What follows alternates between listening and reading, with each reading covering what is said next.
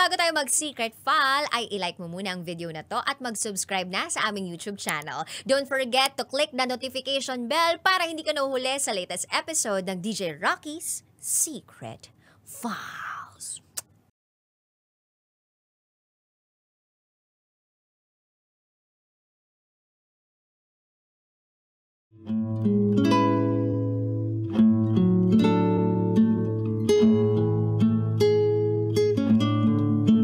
And now, it's time for DJ Rocky's Secret Files.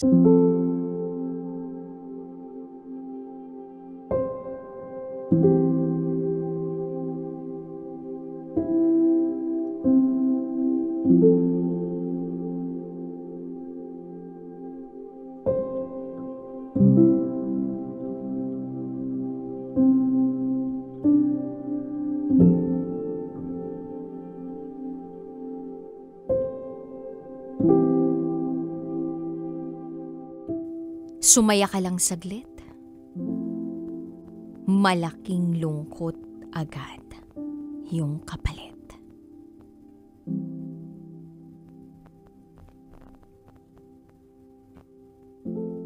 Hi DJ Rocky. Bago lang akong taga-subaybay ng programa mo. Dumaan lang sa newsfeed yung isa sa mga episode mo. Hanggang sa natagpuan ko na lang yung sarili ko na pinapanood lahat, halos, ng mga binasa mo ng kwento. Meron dong naluha ako nung naging emosyonal ka. Kaya eto ako. Naisipan ko rin na magbahagi rin ng sarili kong kwento. Itago mo ko sa pangalang Jang. At ito, ang aking secret file.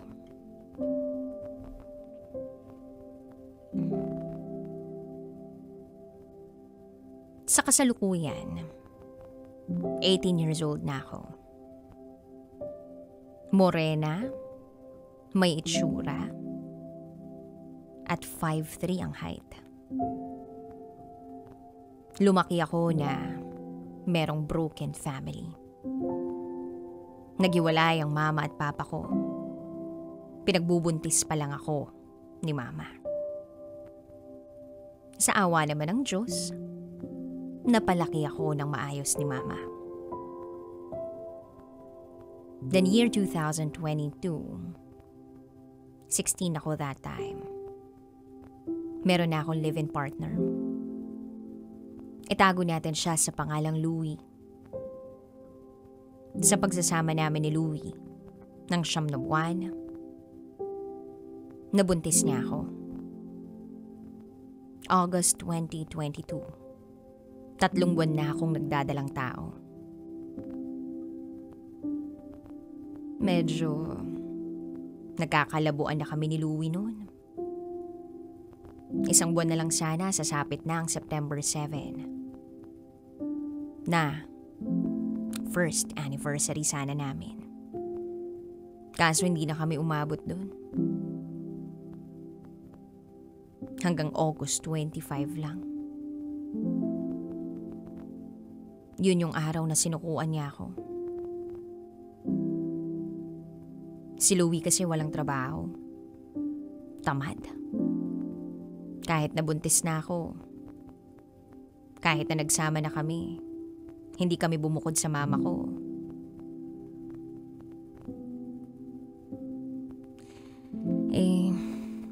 Tamad pa rin.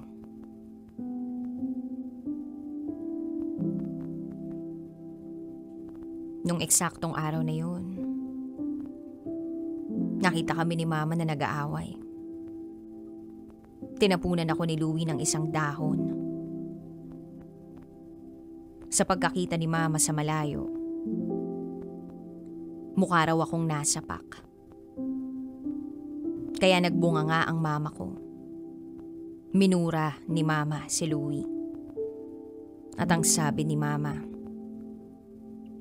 kung wala ka ng gusto sa anak ko, edi isoli mo na siya sa amin kahit buntis yan. Handa kaming tanggapin uli yan. Huwag mo lang siyang sasaktan. Kaya siguro ganun na ang naging reaksyon ni Mama kasi palagi na niyang napapansin na nagtatalo kami ni Louie. Palagi akong inaaway ni Louie kahit nasa harapan nila si Mama. Minumura niya ako. Naintindihan ko naman kung bakit siya ganun. Dahil bukod sa wala siyang trabaho, wala rin siyang yosing. At ako ang napagbubuntanan niya ng galit. At dahil nga buntis ako, hindi ko alam kung anong gagawin ko sa kanya. Stress ako palagi sa kanya. Palamunin na nga kami ng mama ko. Siya pa yung may ganang mang-away sa akin. Halos araw-araw na lang. Ganon siya. Hanggang sa napuno na talaga si Mama at doon na siya napagsabihan. At nung araw na yun, umuwi siya sa kanila. Iniwan niya ako. Grabe yung pagmamakaawa ko kay Louie. Ginamit ko na yung pagbubuntis ko para bumalik siya sa akin. At ang sabi niya through chat sa akin ay, bahala ka na sa buhay mo. Wala na akong pakialam sa'yo. Wala akong paki kung anong mangyari sa'yo sa bata. Bahala ka na sa buhay mo, hindi na ako babalik sa'yo. Grabe yung iyak ko noon, DJ Rocky. Para bang hindi ko kaya na wala si Louie sa tabi ko. Nung araw na yon, may isang taong lumapit sa akin. Itago natin siya sa pangalang Arthur. Si Arthur ay kapatid ng asawa ng stepbrother ko. Doon siya tumutuloy sa atin niya kasi nagtatrabaho siya sa pinagtatrabahuhan ng kuya ko.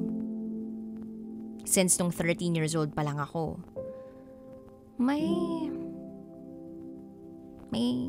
something na kami ni Arthur, parang MU. Pero maaga akong umalis sa amin at nagtrabaho. Kaya nung malungkot ako dahil sa nangyari sa amin ni Louie, siya yung mismong lumapit sa akin. Sabay sabing, "Uy, huwag ka nang umiyak. Babalik din yun." Sabi ko naman, "Hindi na yun babalik." Sagot niya sa akin, "Hindi, babalik yun. Hindi ka matitiis nun." Tumahimik na lang ako noon at patuloy na umiyak. 3 days nang walang paramdam si Louie sa akin. Nagkalapit naman ang loob namin ni Arthur. Hanggang sa nanligaw si Arthur sa akin at hindi naman ako nagdalawang isip na sagutin siya. 4 days or 5 days ata yun na magparamdam uli si Louie sa akin.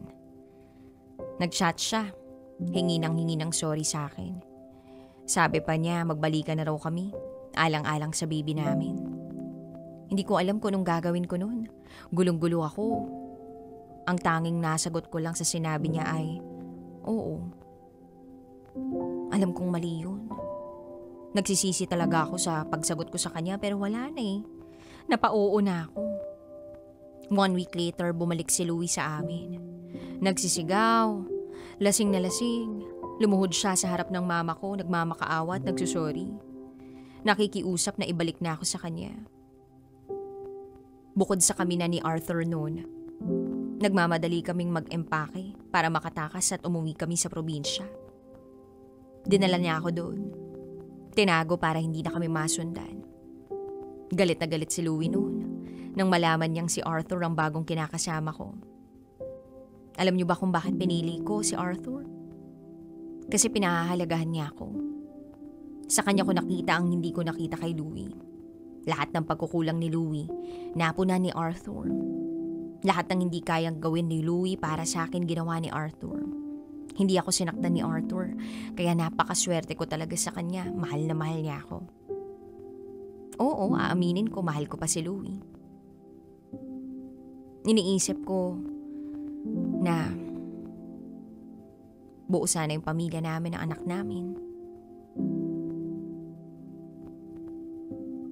Pero naisip ko rin, kung sakaling magbalikan talaga kami, magugutom lang kami sa kanya. Kaya hindi natuloy yung pagbabalikan namin. Dahil bukod sa nananakit siya,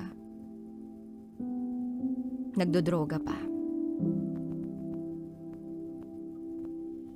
Then after a few months, tumigil na si Louie sa panggugulo sa amin. Namuhay kami ng payapa. Bumalik na rin kami ni Arthur sa lugar namin. Bumalik na siya sa dati niyang trabaho. Nag-rent kami ng bahay namin. At masasabi ko talaga na siya na. Siya na ang gusto kong makasama habang buhay.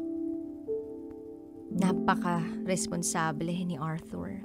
Mahal niya ako ng sobra-sobra at pati ang anak ko. Kahit nasa tiyan ko pa, pinaparamdam niya na walang kulang.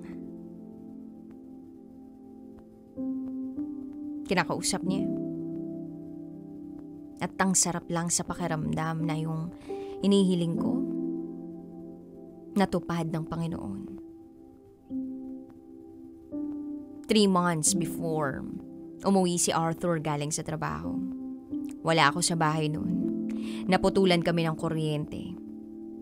Doon ako nagstay sa ate niya habang hinihintay siya makauwi. Nabigla ako nang pagdating niya, hinanap niya ako. Galit siya kasi wala raw ako sa bahay. Nabigla ako, bakit naman ganun, galit agad sa akin? Yung pala, naglalakad daw siya pauwi. Nang bigla siyang sumuka ng dugo.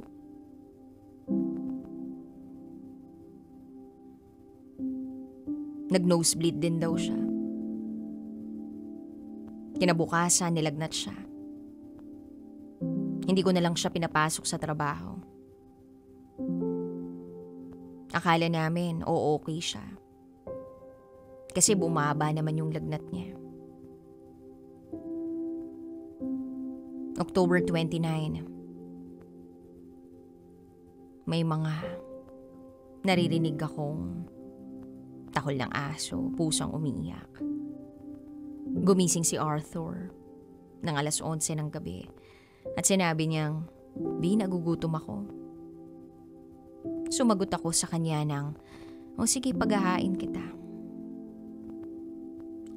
Kumakain si Arthur habang tinitingnan ko siya.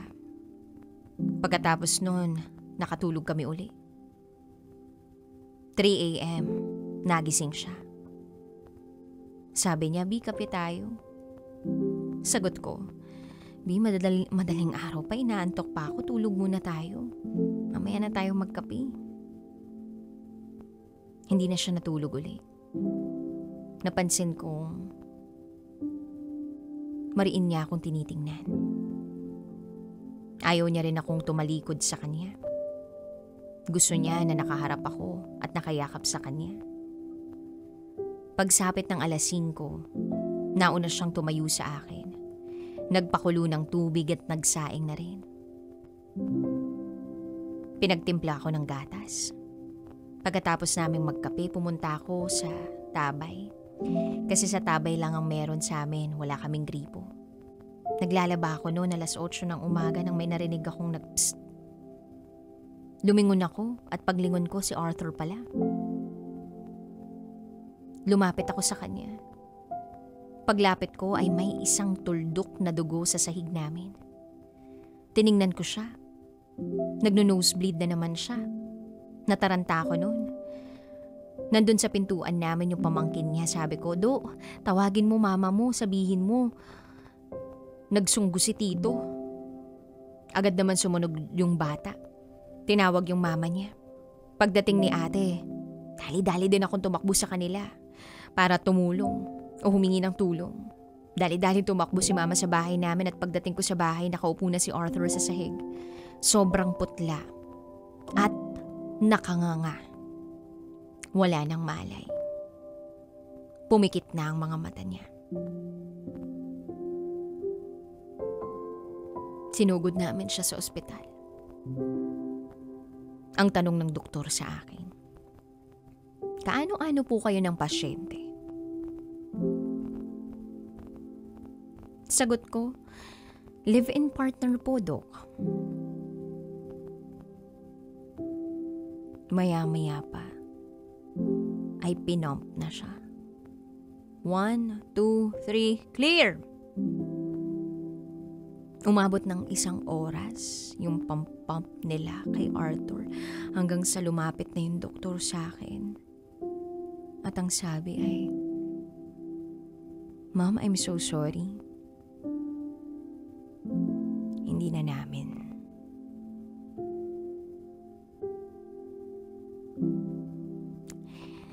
Hindi na namin naagapan yung buhay niya.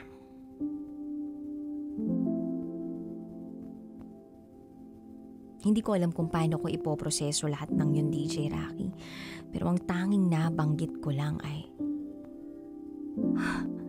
wag mo akong iwan.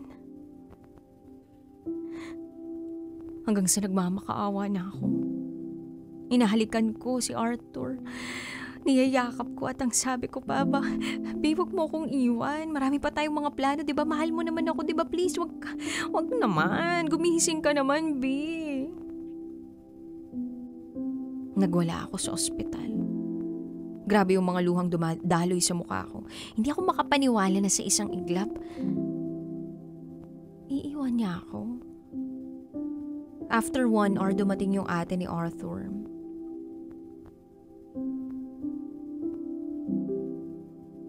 Tinanong niya ako.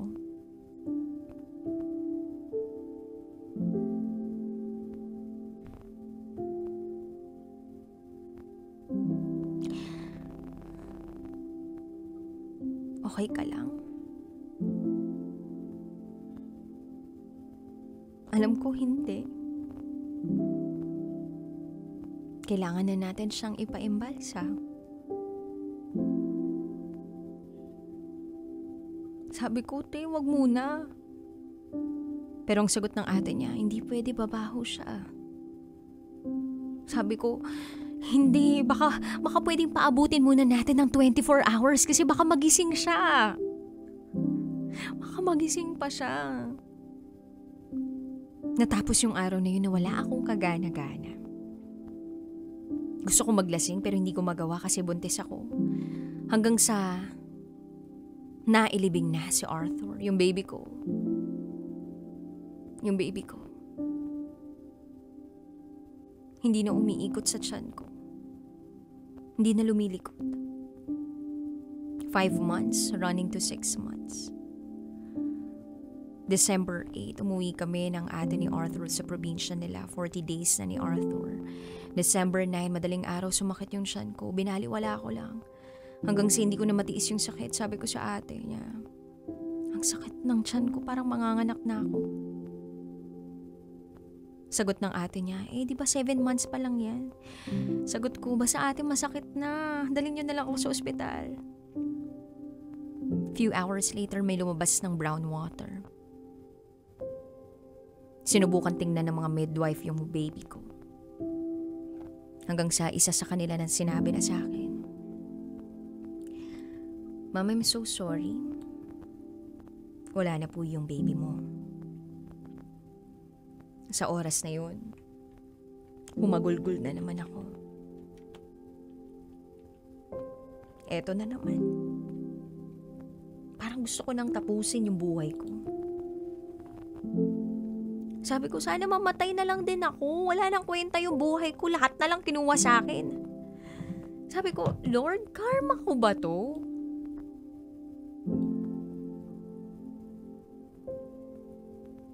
Bakit kailangan buhay ng taong kinukuha mo sa akin? Sa dami ng tao sa mundo, bakit sila pa? Bakit yung mga mahal ko pa sa buhay? Pagkalabas ng baby ko, yakap-yakap ko lang siya. Tanong ko, bakit ang daya niyo ng papa mo? Bakit niyo ako iniwang mag-isa? Ayaw nyo ba sa akin? Sana sinama nyo na ako. Kunin nyo na ako. Gusto ko kayong makasama ng papa mo. Ang daya ng mundo. Sumaya ka lang saglit. Malaking lungkot agad yung kapalit. Hindi ko alam kung hanggang saan at kailan magtatagal yung sakit. Pero susubukan kong kumapit. Hanggang dito na lang po. Muli, ako si Jang. At ito ang aking secret file.